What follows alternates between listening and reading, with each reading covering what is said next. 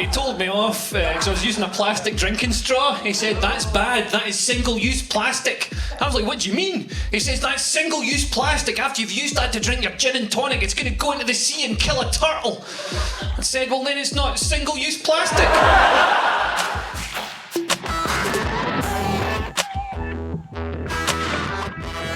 Hello and welcome to TRIGGERnometry. I'm Francis Foster. I'm Konstantin Kisin. And this is the show for you if you want honest conversations with fascinating people. Our brilliant guest today is a fantastic comedian, one of our favourites, Leo Kearse. Welcome to TRIGGERnometry. Hello, Francis. Hello, Konstantin. Thanks for having me. You said that in a voice that's so different to the way. Oh yeah, you said you were talking like newsreaders or something. You never talk like that in real life. Yeah, it's like when your mum answers the phone and she puts on that posh voice. Hello, this is. Is that a posh voice? Is that what you're describing there? For Francis. No, yeah, for Francis, yeah, might be. But you're in good spirits, man. You've just come back from Australia where you were stuck during the lockdown. Yeah, I was out there for like almost 6 months, so I got stuck over there because of coronavirus, and just stayed. And I wish I'd stayed. Like the day after I left, the comedy clubs opened up again, so obviously there's social distancing, but now it's up to 300 people allowed in venues. They don't have any coronavirus there, and I've come back to the UK and there's no gigs, and it appears to be some sort of race war as well. So I'm really wishing I'd stayed. It's almost like the Australians knew you'd left, mate. You got on the plane, let's open up.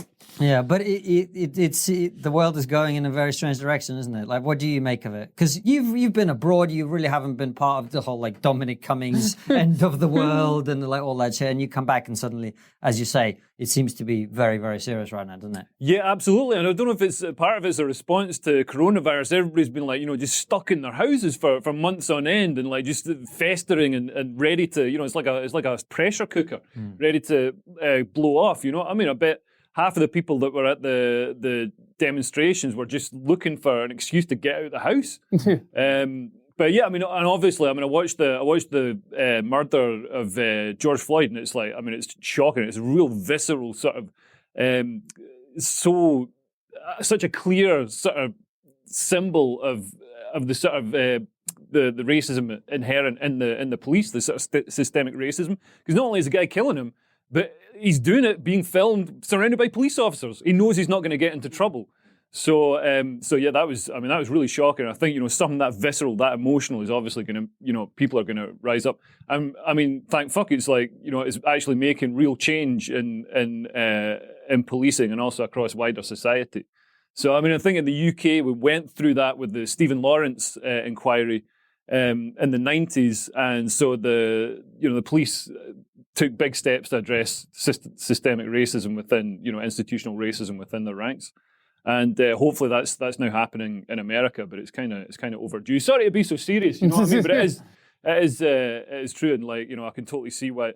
I mean, the one thing is, white woke people wasted no time at all, like making it all about themselves and making things worse. Just straight out there with that. I've seen them on Facebook. The stuff you see on social media. I've seen white people renouncing their white privilege. It's like you can't renounce it. You're still white. You know what I mean? The only way to renounce it is to do blackface, which is definitely going to make things worse. You know what I mean? So you can't renounce your white privilege. And yeah. Did you buy? I saw lots of people with books. Did you get some books and then do an Instagram story about it? Man, none of those people are going to read those books. I've seen people posting photos of like 58 books on colonialism and like systemic racism and stuff. They're going to read. They're not going to read those books. Like it's ridiculous. It's like a thing that they're. It's just performative. It's virtue signaling. And also a lot of these books I saw. There's one called. It's called something ridiculous like How to Talk to Black People or something. It's written by a white person, and the whole thing is just sort of all this guidance that you've got to like go through when you're talking to a black person, as if like what white people need when they're talking to black people is more of a stick up their ass. You know what I mean? I think what people need to do is just they need to make, honestly, to make people less racist. It's got to be simple. And I think simple rules. Nobody's like, some people are going to read 58 books. Most people aren't going to read 58 books. Those guys that were protecting the war memorials and doing Nazi salutes, they're not going to read 58 books. You need to make it simple, like just something like don't be a dick and like, listen. And, if somebody raises something, then listen and take and see it from their point of view and stuff. That's how it's got to be. At the moment, like woke people are trying to make an enemy out of quite a big swathe of the population. And I really think, people need to be brought on board and, led to be less racist. You can't batter them over the head. In psychology, there's a thing called psychological reactance. So you want to do if somebody comes and shouts at you to tell you not to do something, you want to do that thing. Yeah. It's a weird disincentive. So, and you see it with censorship. If something's censored, then people want to find it. They want to search it out. They want to find it. They want to see it.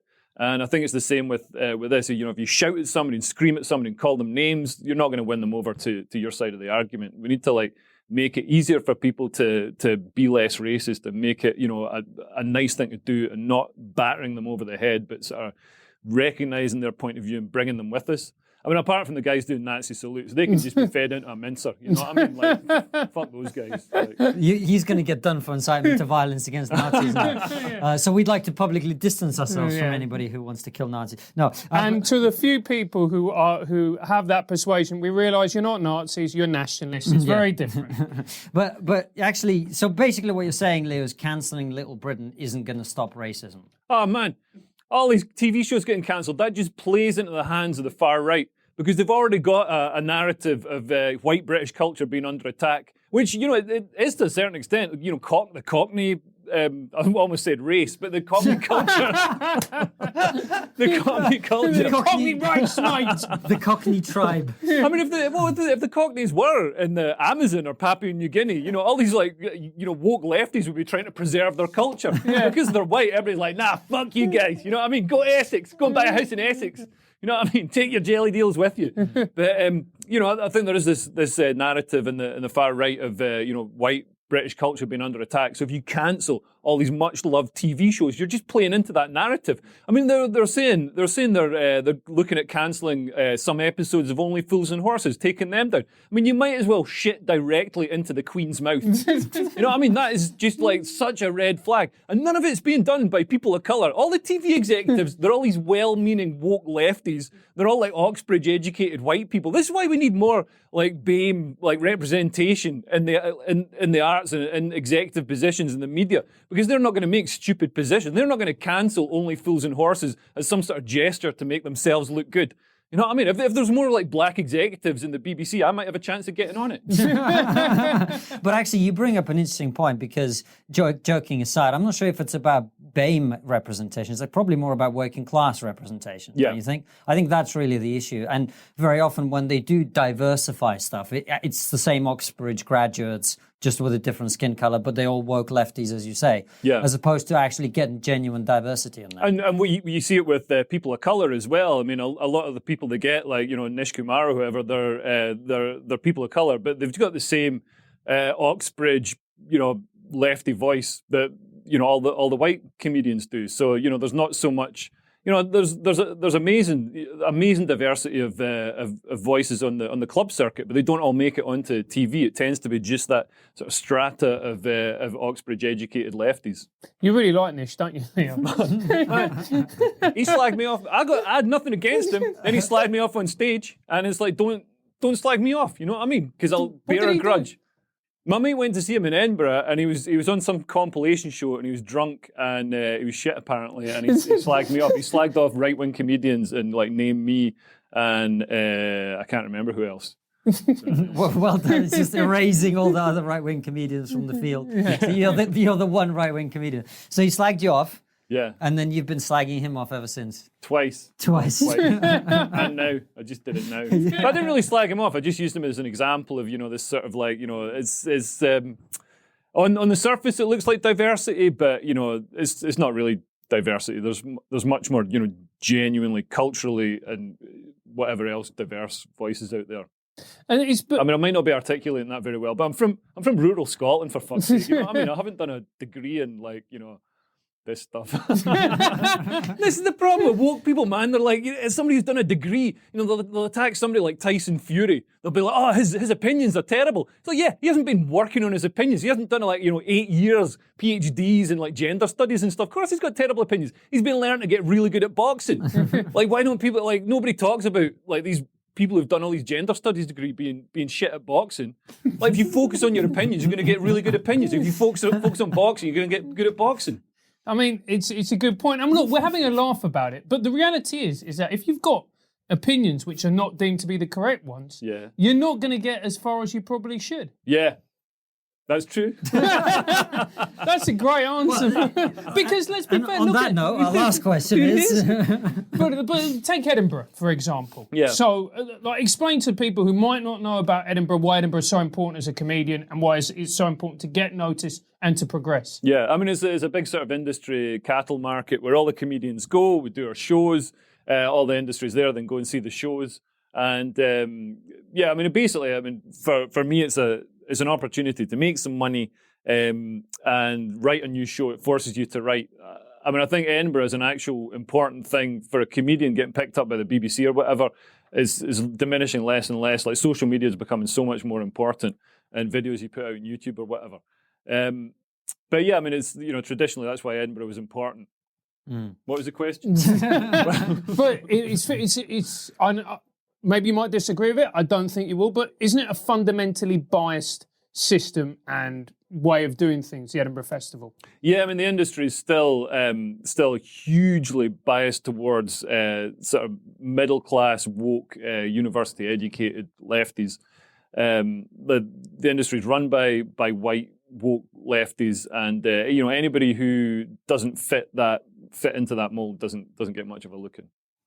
And what does woke mean to you? Because we use that term and we all say woke this, woke that. What does woke mean to you? It's quite a sort of rigid ideology that shifts over time. And like, what's woke one week won't be woke the next week. And like, everybody's using last week's terms. Like, I noticed recently somebody used a new term for BAME people. So, with people of colour, it evolved to BAME, and then and now it's BIPOC. Which what? Black, Indigenous. Was it Black and Indigenous and people of colour? All I right. think. And there was a reason that did sort of make sense about why you'd use that. But then, like, anybody who's using the old terminology, you know what I mean? It's like when your granddad comes out and, uses some sort of racist term, just because he hasn't been updated, he hasn't learned out of malice or anything. It's just what they've been taught. But like, woke culture is always, and nobody's ever going to be, it's almost like, because with woke culture, nothing's ever pure enough. It's like this religious purity, and then you've constantly got to apologise and atone for sins that you may not have even committed. You know what I mean? Sins of your forefathers. You've got to apologise for slavery. I mean, I'm not being funny, but like, I doubt my ancestors owned slaves. There's only like a tiny proportion. I think my ancestors were just digging a field full of turnips somewhere and having a shit time. But yeah, you've got to apologise for all this stuff, and it's almost like they've repackaged Catholicism. This constant sort of this religious purity that you're never gonna attain, and also the constant atonement and absolving yourself and then feeling better because you've done that. Maybe there's something innate in people that wants to do that. Every Sunday wants to confess their sins and say they're going to be a better person and read these books on racial justice. Fuck a kid. Yeah. Too much? Yeah. I think that is. But that's what these religions do anyway. Yeah. We can cut that out, but no, it's staying in. It's staying in. BIPOC, I didn't know about that. So, like, I think between the all of these different groups, they're going to capture most of the alphabet very soon, aren't they? And I mean, the thing is, once you make these acronyms big enough, like LGBTQ has gone on to there's lots of I plus and stuff, and now it includes me. They've included me in that thing. So they've got me turning up to their parties, and they're like, "Who the fuck's this guy?" No, they're not really, but like, once you make, because I dated that transgender lassie, and I went to do a show about it in Perth and got cancelled. So what happened with that? Tell us. Oh, so basically, I did this. I did this show, Right Wing Comedian, like a couple of years back. Well, last year in Australia, in fact. And obviously, like, a name like that got people's backs up in the arts community because they're all for diversity but not diversity of opinion. You know, it's got to stick to this rigid sort of woke lefty narrative. You know, you can't have any mainstream opinions broadcast on a comedy stage. That'd be terrible. So I was doing the show Right Wing Comedian. People went on to try and get me cancelled. They dug through my stuff, went through my Twitter, went all the way back to that afternoon and found something that I'd posted, and it was about the difference in transitioning between men and women. How it's people talk. Well, it was about male privilege, because people talk about how there's male privilege, but I think it's tough being a man. You know, that's why so many of us are transitioning right now, and it is way harder for somebody like me to transition to being a woman than it is for a woman to transition to being a man. Like if I want to transition to being a woman, it's a whole extensive thing. Like a woman wants to transition to being a man. Basically, she stops shaving, and grows a beard, and people might be like, I think that man's got tits. Like if I want to transition to being a woman, there's all these hormones, surgery, all the rest of it I've got to go through. And people got really offended that that material was transphobic. And it wasn't intended to be transphobic. It was just looking at the differences in the experience between men and women. And it's just a fact that men who transition to women pass less convincingly in society than women who transition to men, because you get small feminine men like you two. And, you don't. He's small now. He's lost a lot of weight in the lockdown. Did you notice? No. Have you lost weight? Yeah, I've lost about 2 stone, you prick. Have you really? Yeah. No way. How did you do it? Basically, I locked myself in my flat for 3 months. I can't cook, and I had a breakdown. Right. Yeah, it's a good way to do it. Yeah. What, you had an actual mental breakdown? No. Anyway, it was a joke. Come on, fuck off. Right. No, we're all waiting for you to have one. Yeah. Well, I mean, it's inevitable. Next time I get cancelled, which I will be. What were we talking about? We're talking about small effeminate men. Oh, yeah. So you get small effeminate men. So like a woman who transitions to being a man will pass, but you tend not to get large masculine women. The prominent brow bone and the jawbone and all the rest of it. So men who transition to women don't always pass as well. And that's just a recognised thing.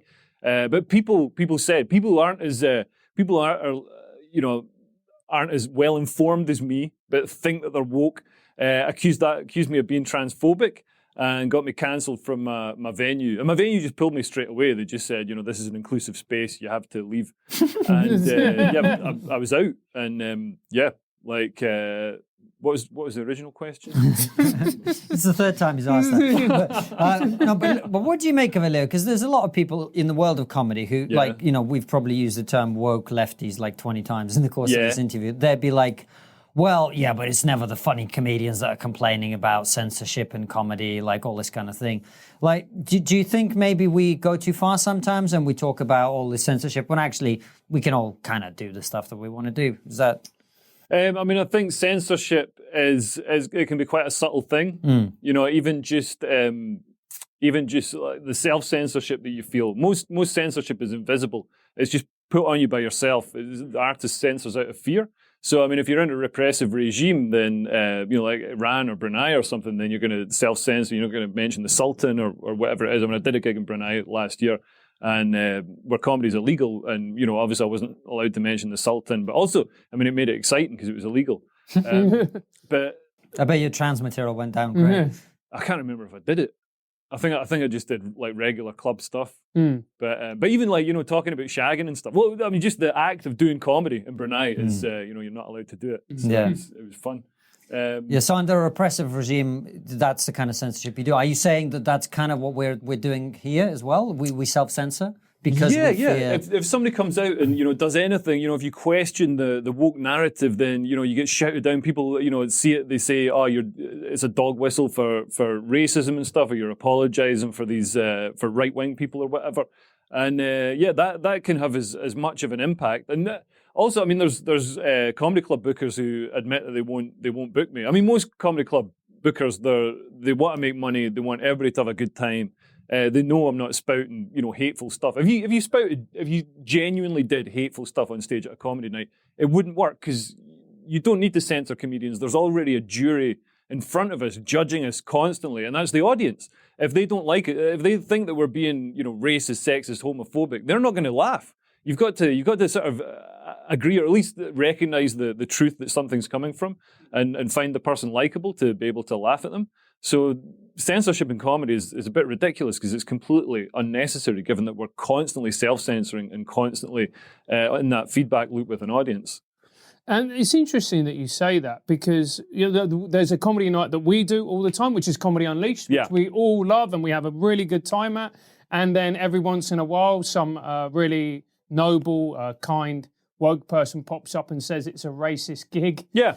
Yeah. And that's the kind of thing that affects, now there's people saying that they want to distance themselves from Comedy Unleashed and, saying comedians who perform there are like, alt-right. Which is They're just talking about me, mate. That's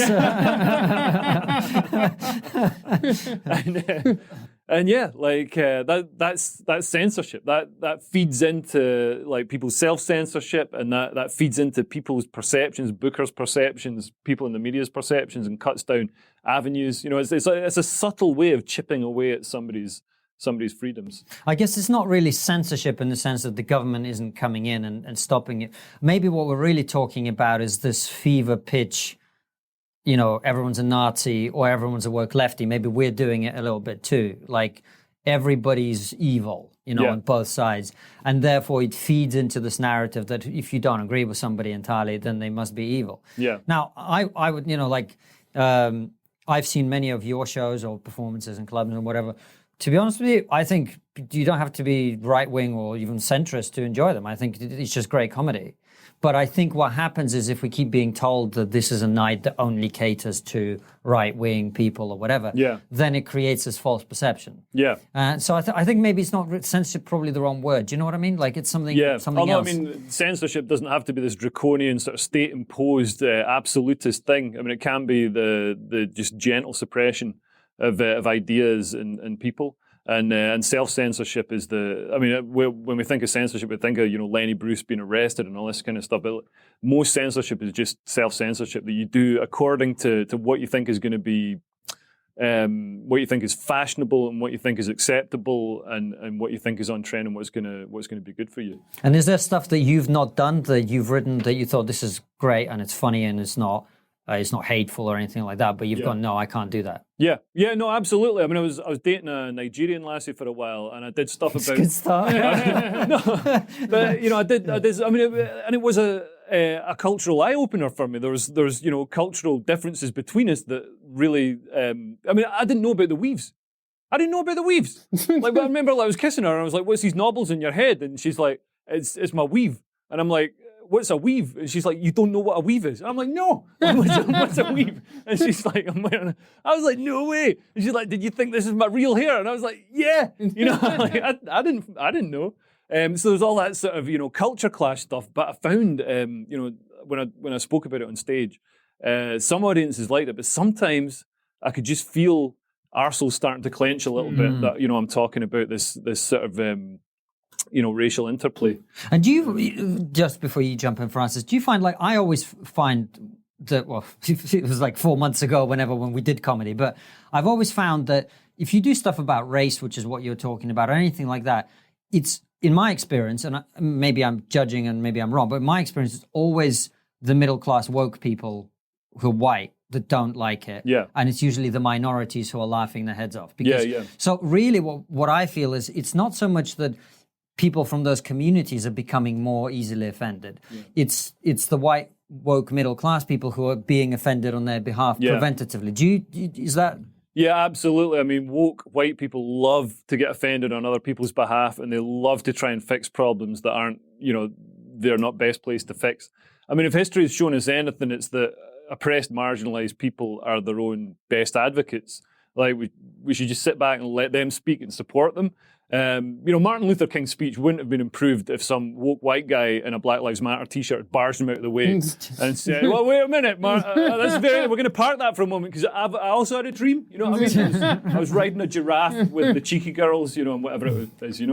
It's I think woke white people always try and take offense on other people's behalf, and also try and fix things, and it usually backfires. It's really interesting when you watch comedy from 10 years ago, even old episodes of Mock the Week with Frankie Boyle on them from 12 years ago, and you are absolutely just flabbergasted at Yeah. what they got away with. He said something like, even as a comedian, be like, "Oh, that's a bit near the knuckle." Yeah. Everybody laughs, Yeah. and then they just move on to the next joke. Yeah. Do you think we've become more censorious in comedy now? Oh, absolutely. I mean, even Frankie Boyle himself. I mean, he made all his money doing these outrageous, hilarious jokes about completely unjustifiable things. Like, there's no way you can justify that joke he did about Jordan's kid Harvey. Right. You know, that joke has got everything. It's a rape joke. It's misogynist. It's racial. It's like everything in that joke is fucking horrible. And now, like, I bet he made loads of money off it. Yeah. He made loads of money. And now he's turned around and he's like, oh, everybody else shouldn't be doing these. Everybody's got to be woke now. It's like, how about you give that money that you made doing these fucking horrible jokes? I mean, they're very funny, much better than the stuff he does. But how about you give that money to, like, other comedians that aren't allowed to do those jokes then? You know? Me. Give that money to me. You see, I would have gone to like orphans in Africa, but no, you just want the money. Me. Yeah. Someone's not opening for Frankie Boyle in his next door. But it's amazing, isn't it? And all of a sudden we've come to this point where you just can't say certain things, and you self-censor yourself. Do you reckon it's going to come a point where comedy is essentially not really going to work anymore, or do you think there's going to be a backlash? I think there's going to be a backlash, and I think it's already started. And I think people mostly recognize that comedy's got to be a sort of unsafe space where we can be outrageous and provocative, because that's where the funny stuff is. And it's not for everybody. I mean, but I watched Nanette. The other one, Douglas. I mean, I tried watching. I don't get but people are loving it, so that's fine. They can love that, but that's not my kind of stuff. I want to watch, Jerry Sadowitz and stuff like that. So people have got to recognise that just as I can't shut down Hannah Gadsby, they shouldn't be able to shut down Jerry Sadowitz or Bill Burr or whoever I want to watch. Hello guys, and welcome back to my bedroom, aka La Maison del Bonking. Now, we've got a returning sponsor for you, which is the shaving company, Harry's. And I've got to be honest with you, I love Harry's. I actually use them myself. They give a lovely tight finish to the skin. Beautiful light razors. They don't tug at the skin. So I'll give you a little bit of a backstory about Harry's, right? Which is, it's akin to Star Wars. It is a story of biblical proportions. There were two men, Jeff and Andy. Now, they may sound like they're in witness protection, but they're not, all right? And Jeff and Andy got sick of being ripped off day in and day out by razor blade companies not fulfilling their end of the bargain. So they did what any regular person would do. They bought a factory. The great thing about Harry's is that the trial set they provide you with gives everything you need for a beautiful shave. It gives you a weighted ergonomic handle, a 5-blade razor with a lubricating strip and a trimmer blade. Although if you're like me, you won't need the lubrication. Know what I mean, Gary? And you also get a lovely lathering shave gel plus a travel blade cover for when you need to go about and you need to look sharp day to day. And we're really happy at TRIGGERnometry to be able to offer you this in conjunction with Harry's. So you get a trial set for £3.95. That is a trial shaving set for £3.95. And the brilliant thing about this offer is that it gets delivered straight to your door. So you get the shaving handle, the 5-blade razor, the shave gel, and the travel blade cover. And it's really simple to claim on this exclusive offer. All you need to do is go to harrys.com/trigger.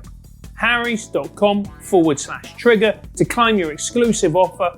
And who knows, if you play your cards right, you'll end up looking like me. Yeah, and it's really interesting because, like you said, that desire to shut it down.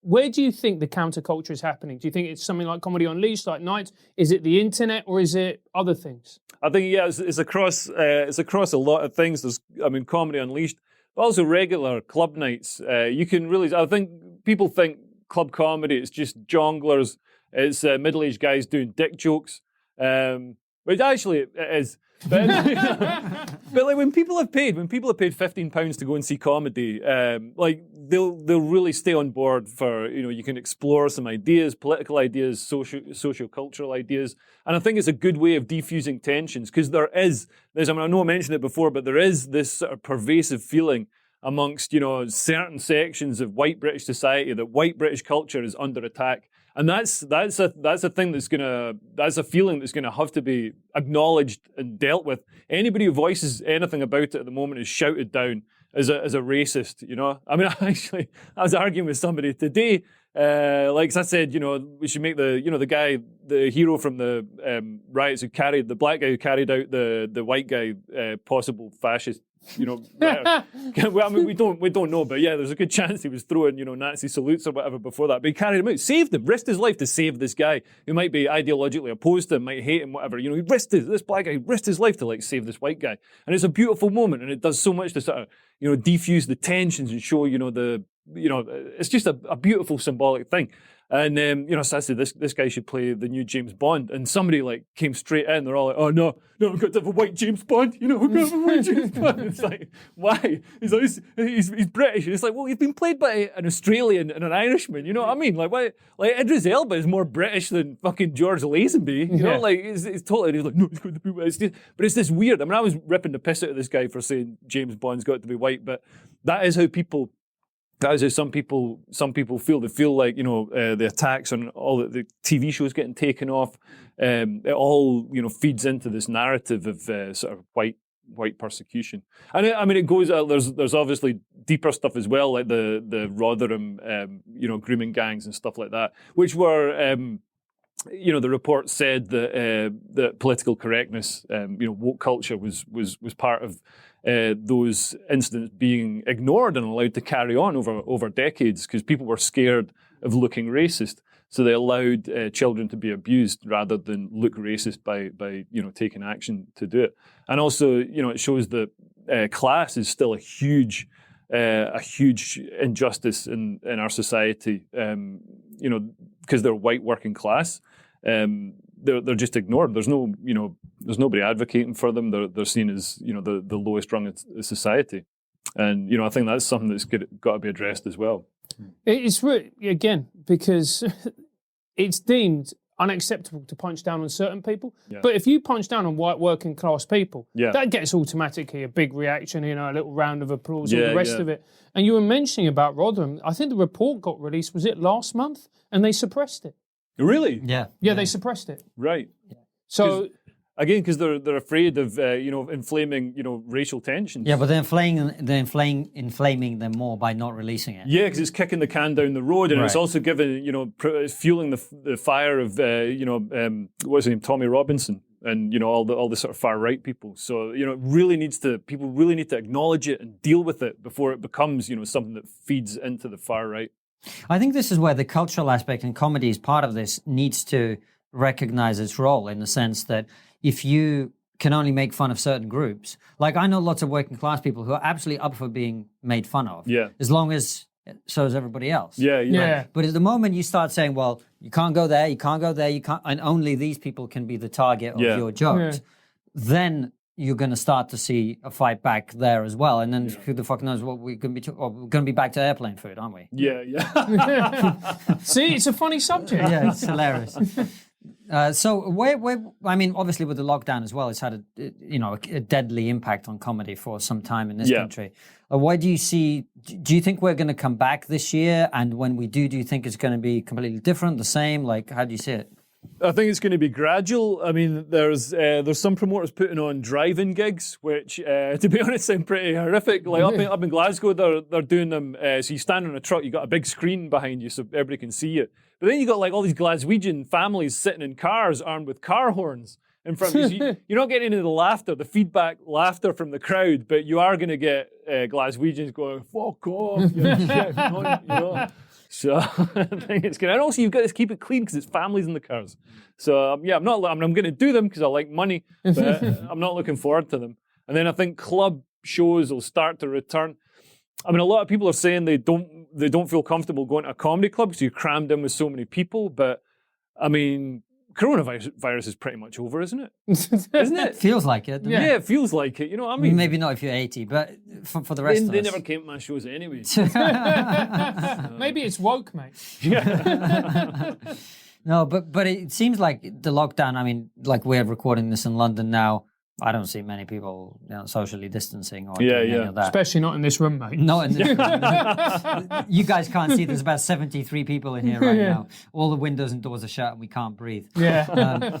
Yeah, but yeah, I mean, it does seem to be over. But I guess what I was asking as well is, do you, like, as I was thinking of, coming back or whatever, are you thinking you need to do things really differently with comedy, or you think we just come back? You start doing basically the same stuff you were doing before with. I think I'll probably update it. The one thing that's happened is because I'm doing internet stuff and recording videos, I've been writing a lot more. So I think doing stuff on the internet is great for writing, because you can't come out and do the same 20 minutes every week. So yeah, writing stuff, recording it. And I think, it's great with the internet as well. There's no sort of upper limit. I mean, my salary's been fairly sort of constant because there's only so many club gigs you can do. Yeah. So you can... you're sort of capped, you're limited by and they never pay more than, like 200-300 quid. Occasionally you'll get more than that, but, you're generally sort of limited. You can only do maximum, 1 or 2 a night. So that limits you. Whereas with the internet, there's no upper bound on, how many people you can fit in the room. So, I think like you guys with TRIGGERnometry, which is, taken off, and Comedy Unleashed, which is taken off online, that's the sort of way forward. So do you think more and more that you're going to be on the internet and comedy is going to lose that sort of live environment? I think the live environment is still, nothing's going to replace, being live on stage in front of people. That's just, that's the sort of visceral thrill that I think, comedians need. That's what I really meant. I got so depressed, the first bit of lockdown, because I went from doing festivals, so I was doing so many shows a day, and it was so much fun, and then straight to nothing. It was horrible. And then you get an occasional Zoom gig or whatever. You're just shouting at a laptop webcam. And then you switch the laptop off and you're just fucking, well, you reckon this light fitting will hold a rope, And it was grim. But an audience is the same. I think people, they want to be in the live environment as well. There's nothing, you can't beat that for sure. Yeah. But there's something about human nature. We want people around us. We want that communal experience. Right. Yeah. Yeah, absolutely. But equally, I think a lot of people are scared too. Yeah. We've, like Francis was saying, they've been terrified for 3 months. So stay at home, don't. Yeah. Maybe the whole protest and the riots might open the right a little bit on that front. That was a turning point for me, man, because I followed every single thing to the letter. And then the moment you're not in Russia now, man. So you're in Britain. Nobody follows the rules. Well, I did, like an idiot. And then you wake up and there's thousands of people in the street, and you go, I mean, maybe this wasn't all that real. You know what I mean? Man, it's interesting times, isn't it? Interesting times. What was the question? I don't know what the question is. About how comedy is going to be after coronavirus. Yeah. I mean, I think the internet's good, but the trouble with all this internet stuff is you've got to really work at it. You guys, you must work really hard doing all the editing and all this, and just organising people to get in a room. You know what I mean? I can't organise stuff. If I could organise stuff, I'd get a normal job. The only thing I'm sort of remotely qualified for is getting on stage and shouting. And I need a deadline to get anything done. And a gig is an inbuilt deadline, so you got to get to the gig and do it. Having to record videos and edit them and upload them and do subtitles and stuff is such a pain in the ass, Tell me about it. But let's talk a little bit about Hating Live as well, which is an improvised show that you do with another comedian. I'm glad we didn't mention him. Yeah, let's not mention him. Yeah, fuck you, Darius. Hating Live. Hating Live. Sorry. But is that something, do you think, just tell people what it is and then we'll maybe talk about it?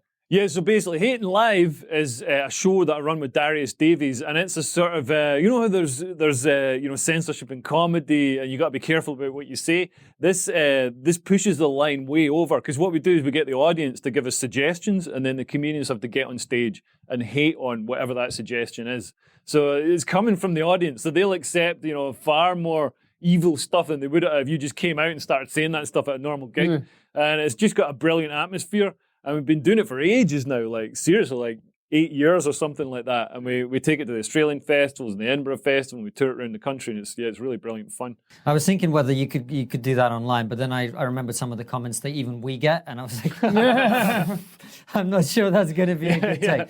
But have you thought about doing something like that, maybe like with TV or online or something like that? Yeah, we thought about doing it, and then turns out we're lazy, so we didn't do it. But we did think about it, which I think is an important step in the process.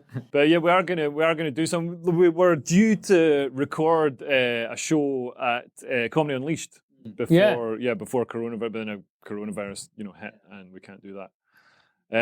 But yeah, I mean, I think it might work online. If you did it on like a Zoom thing, I don't know. I mean, the really exciting thing about Hating Live is that it's really transgressive. So, you get the improvised topic and someone pulls something out like, I don't know, like little babies or whatever it is. And then you've got to hit, although you've got to say why paedophiles are brilliant. Yeah. And immediately you can see the crowd just go, oh, this is something really exciting. Yeah. And it almost feels like a complete antidote to, bland TV comedy where you're just sitting there and you go, I know what you're going to say. I know how you're going to say it. I know what the punchline is. I can't believe they haven't put it on TV. We're talking to BBC Studios about doing it. We've been talking to the other TV producers, and it's such an obviously simple format that just works, and you can do it in a sort of, it almost works as a sort of more genteel show than our sort of late night rowdy live show.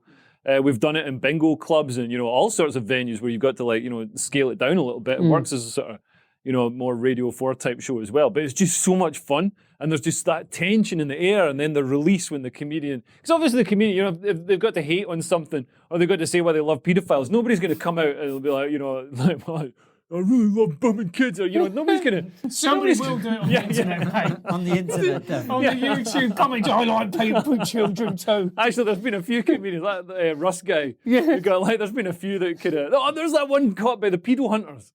In the Midlands, I can't remember what his name was, but oh man, it was brilliant. I love it when comedians get caught by pedo hunters. It's just the best. Nothing's more entertaining than seeing a colleague caught by pedo hunters. Oh my god, it's like cancel everything this weekend. I'm staying in and watching this. I've got my favourite are the woke comedians who praise International Women's Day when you know about their dating history and their reputation with women. Yeah. Well, remember Chris Coltrane? He was all like, hey guys, I'm a feminist and all that sort of stuff. And then it turns out he's sexually assaulting women. He ran a comedy night. Allegedly. Leo, we had some run-ins with defamation and libel recently. So we have to say that we have no actual evidence that Chris Coltrane assaulted women. Although, except the woman who called him out on Twitter saying that he'd assaulted her. He immediately left comedy and closed down his Twitter account, his website, and social media. Could be a coincidence, man. I don't know. I mean, even Michael Jackson held on in there. You know what I mean? Yeah, but Michael Jackson was good at music, mate. Yeah. He's saying Chris Coltrane was at the same level. But it is like an iron rule, isn't it? Like if someone goes on about how much of a male feminist they are, they've been nefarious behind the scenes. Yeah. And I think it's like when Aziz Ansari, when he got in trouble for basically, he went on a date with this lassie and he got his cock out and was trying to he just really started treating her like a piece of meat and trying to fuck her but with no charm, no finesse, no seduction. You know what I mean? Not the Leo Kearse way, is it? Didn't even buy her a bottle of Buckfast.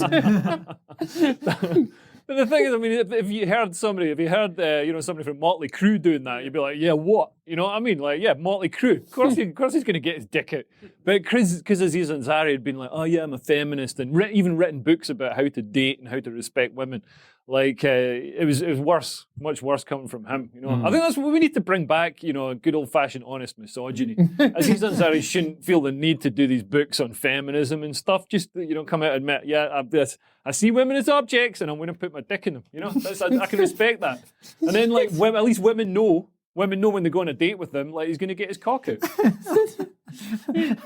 There's a woman in the room who's laughing her head off right now. But it's transparent advertising, right? You just got to be honest about what you want, right? Yeah. None of this Trade Descriptions Act thing. Oh, I'm a feminist. Here's my cock. You know what I mean? Yeah.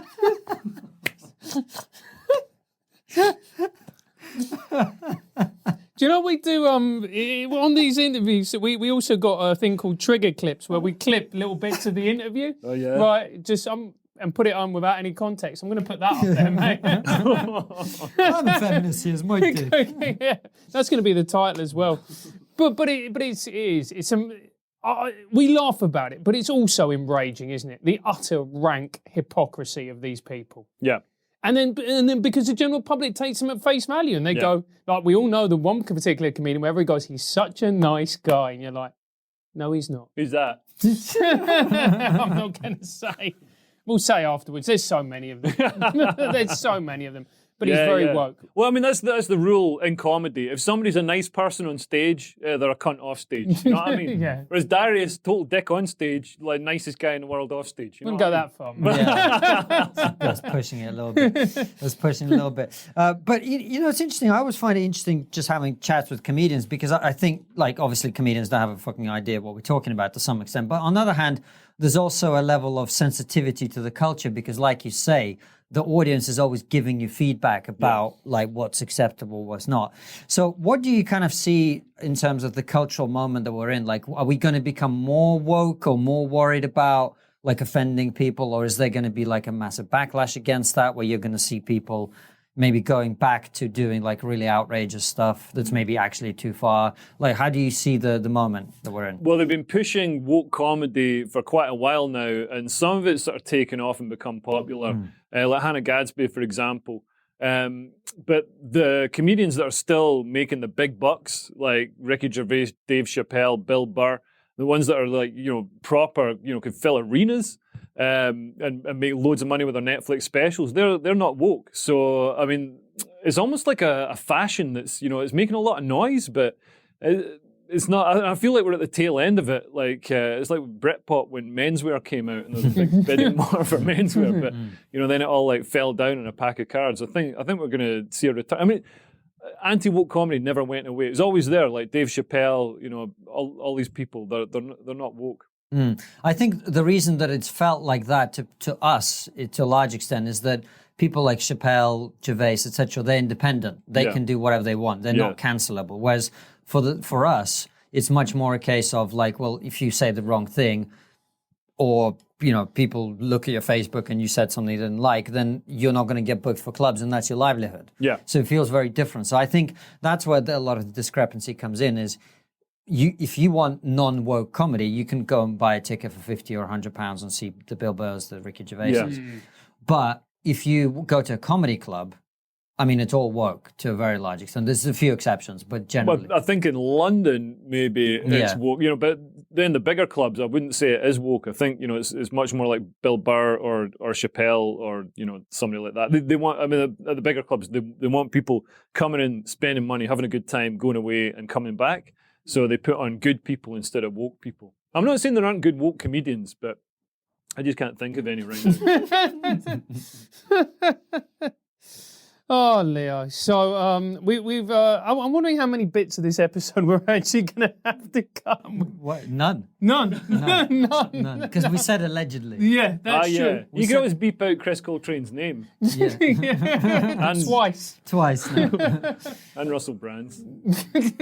Ooh, we're definitely going to have to. Yeah, we were going to be sued by a very prestigious lesbian magazine. So. Oh, really? Lesbian magazine for men. Yeah. Graham Linehan, when we had him on the show, said that Diva magazine was a lesbian magazine for men. Yeah. Whereas it's a lesbian magazine for trans people. Yeah.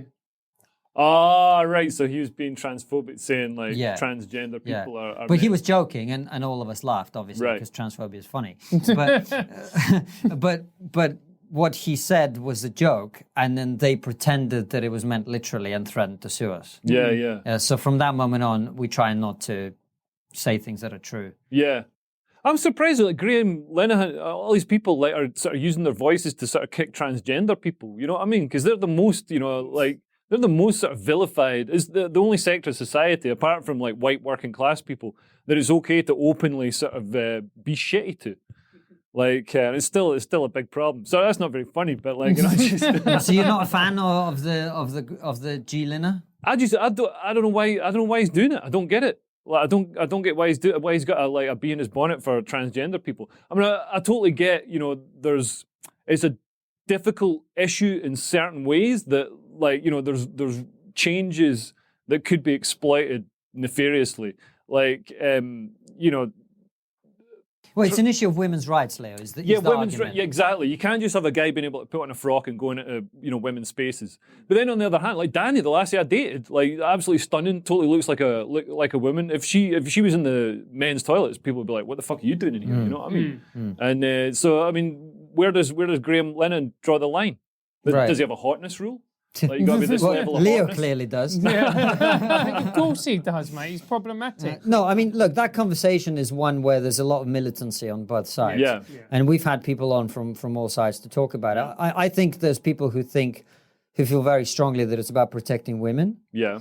And there's people who feel very strongly that it's about preventing discrimination against trans people, which we all support. You know, we're joking about it, but of course we do. Yeah.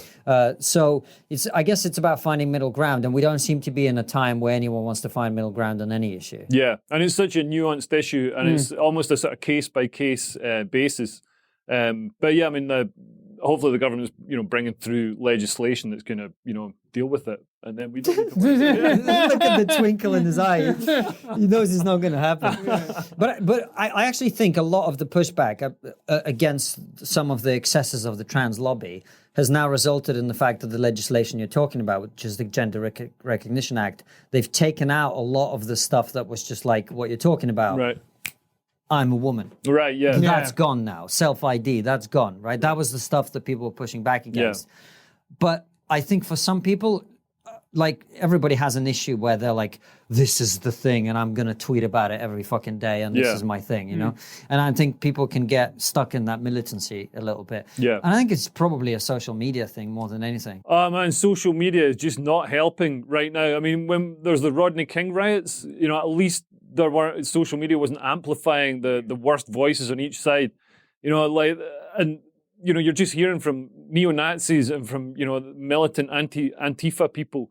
And they're, you know, people pick the extremes to show, you know, they're the voices that get shown, you know, so somebody can grab the Antifa voice and say like, look, this is what this side are like. And somebody can grab, you know, the neo-Nazi voice and be like, this is what these people are like, when they're just the very narrow slivers on the extreme ends of the dicks. Yeah. Constantine is doing very well on social media. Yeah. Big fan of Antifa. And so I don't understand social media. Like I've got about 4,000 followers on Instagram. Like I was looking. There's a chicken that doesn't have any feathers.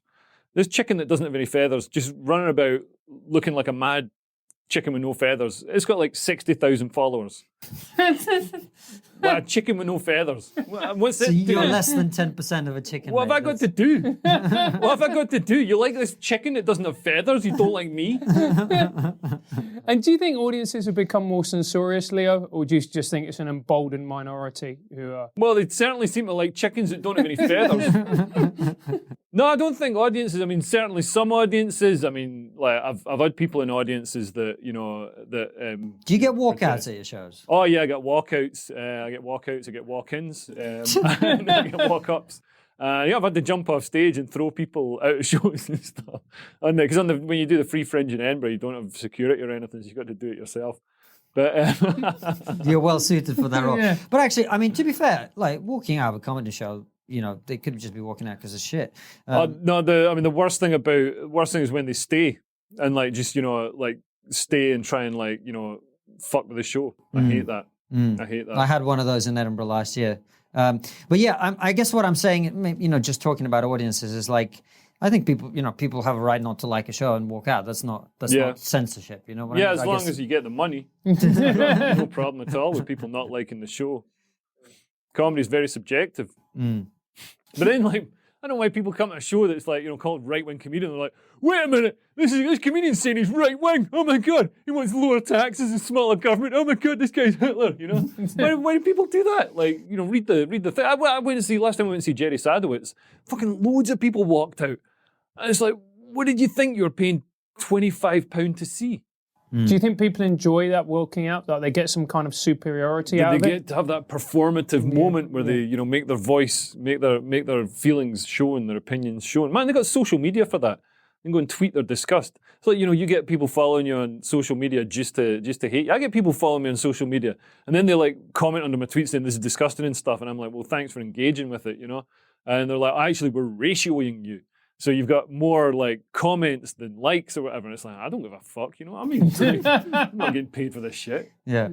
And you talk about being a right-wing comedian. Is that more of like a marketing thing for you, or is it really very much like that's who you are, that's who you've always been? Like, I'm not saying you're being fake or anything. I guess I'm just saying, like, did you feel like you had to lean into that persona a little bit more to stand out? So you think I'm being fake? Definitely. Definitely, mate. I think, I mean, you know, part of it's marketing, part of it's giving a show, getting a show idea that you can then write funny stuff. Because I find like writing funny stuff, all these like, you know, BBC writing rooms where they're like, hey, what's the angle we can take? Donald Trump's an idiot. You know what I mean? That's not funny. Saying No. Donald Trump's also, it's not fucking true. Man, this guy's got like, what, $4.4 billion. He's got like big skyscrapers with his name on them. You know, he bangs porn stars. This guy's not an idiot. This guy's the fucking dream. You know what I mean? Fucking legend. It's a legend. Like, yeah, and then there's these comedians saying he's an idiot. You know, oh, he's a bad businessman. No, he's a great businessman. I tell you what, a bad businessman would do, like become a comedian. Put on a show at the Edinburgh Fringe, lose loads of money. That's like, you know, I don't know. Like, I just find there's more opportunity for humour, you know, being right wing and playing devil's advocate that way. And you know, from a realistic point of view, I worked in policing and I worked in government for a long time, and I just saw how nepotistic and corrupt everything is. And I just believe in smaller government and you know, fewer resources flowing into the government. I mean, the whole idea of socialism is that, you know, some apparatchik behind a desk can spend your money better than you can. You know what I mean? And I support it for things like the health system. Like nationalised healthcare is just better, is more efficient. You know, you get a better service, and it shouldn't be something that's done for profit. But for other things like councils, you know, are just expanding the roles way out of, you know, what they should just, you know, keep the streets clean and, you know, collect the bins. That's all they need to do. Schools and stuff. Don't need to do anything else. Spoken like a true Nazi. Oh, well, thanks for coming on, Leo. Thank you. You've got nothing to plug, I imagine, at this point. No, you can follow me on YouTube, like Leo Kearse. I've got like 5,000 followers on YouTube now. Yeah, make sure we'll put the link to the channel. All right, make sure cool. to put the link in so people can follow you. You're a very funny guy. And Leo, the last question we always ask is, what is the one thing that we aren't talking about that we should be talking about? I wrote something down. Oh, right, it better be good, I mate. forgot what it was. Oh yeah. Let's keep that in. We've already mentioned it. Yeah, dealing with the. Well, I didn't know I was going to have to answer a question. Didn't know there was going to be like turn up like We did actually tell him. we got an exam. We got an exam at school. You turn up, they're like, oh, we got an exam. I haven't revised. You know. Yeah, because But, interviews don't normally have questions, mate. nobody's talking about it. I mean, I think a big problem going forward is going to be the sort of the white British feeling of culture and values and you know, heritage being under attack, you know, with war memorials defaced, TV shows getting taken off.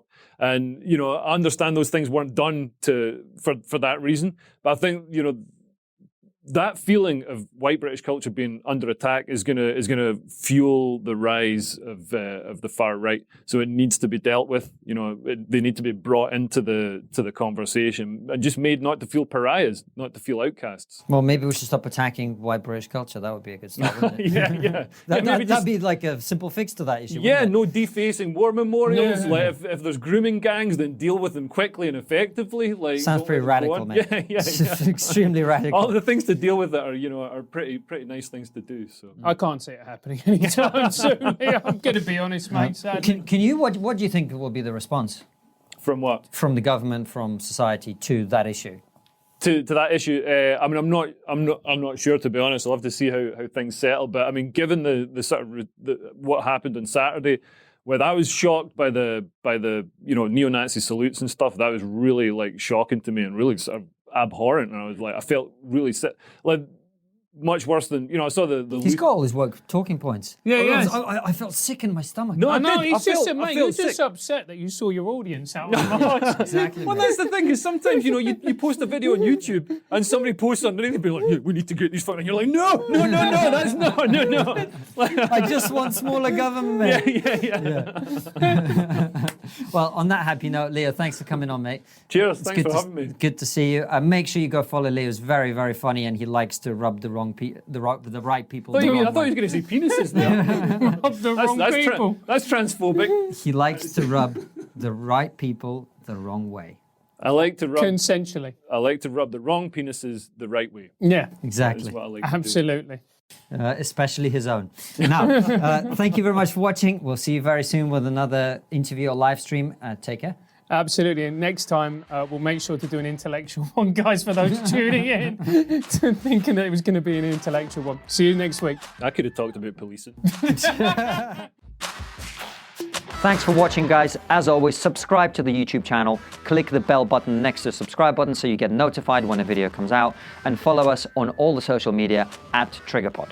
And also leave us a nice review on iTunes and spread the word.